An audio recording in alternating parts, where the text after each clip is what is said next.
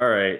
I wanted to make a quick video because I know that some people don't really understand options trading, and I didn't understand options trading for a long time. And I just want to make a quick rundown of how I understand it by way of analogy. And hopefully, this video helps you. And if it does, let me know, and I'll explain other options ideas like covered calls and secured puts and other fun stuff. So the way I try to understand it is analogous to a right of first refusal. In a right of first refusal situation, you have someone maybe who's renting a property and they tell the owner of the property, hey, I want to purchase this property if you ever sell it. The seller then goes to the person with the right of first refusal, tells them what they want for it, and that person has the first opportunity either to try to make a deal happen or to pay the asking price. So that's the essence of how I think that you need to understand options trading. And this example will kind of flesh that out a little bit. So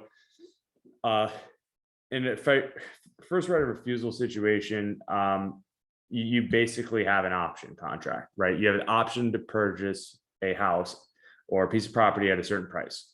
And options are option contracts. That's what they mean. So in this situation, let's assume that you have a buyer who wants to purchase a home from a seller, and buyer has wants an option contract to purchase a home. And so the buyer goes to the seller and says, hey, seller, your home's currently valued at $250,000.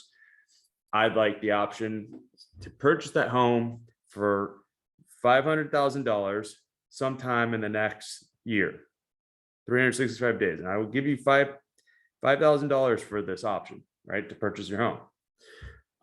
And obviously the buyer's not going to purchase the home immediately because the house isn't at the appropriate value.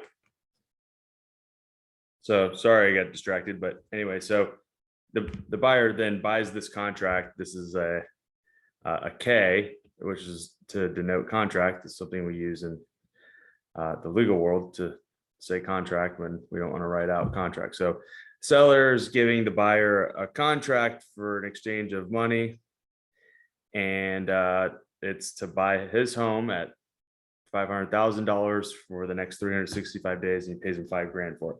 So here's a chart I created, and let me just get rid of some of the stuff because it's a little unnecessary at the moment. So here we have the target amount of $500,000, and this is what we would call the strike price. And here we have the current value of the home at $250,000. So as this price starts ticking up, right, it starts going up, that maybe the city put in a new restaurant, a new mall, theme park, or whatever, the value starts going up. And what happens is the value of the contract, this $5,000, goes up because now it becomes more likely that this home is going to be purchased for $500,000 or even more, right? And so what the buyer's hoping is that the value just keeps going, right? And let's say that the value hits $750,000.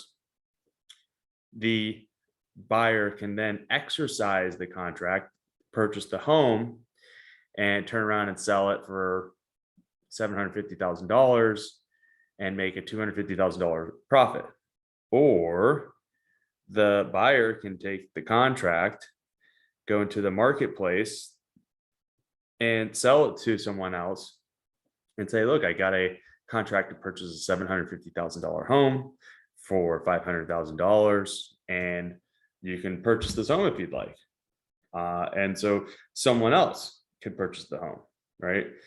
So in the inverse, right? So let's say the the buyer doesn't do that, and let's say the price had gone up, and then it starts to take back down, right? It starts to go down. And unfortunately, although the value has gone up a little bit, let's say $100,000, it hasn't gone up to a point where they would purchase it. And now the contract is worth virtually nothing. Options are exactly this. They are just an option to purchase stock at 100 shares at a certain price with a given expiration. That in this example, it's 365 days. In a normal options contract, you might have 7 days, 30 days. You can have a day contract depending on the stock, depending on what you're doing. This is how I've understood options contracts when I first started doing them. If this is helpful to you, please let me know. Leave a comment. I'll make more videos. Let me know if this is somewhat helpful. Thank you for your time.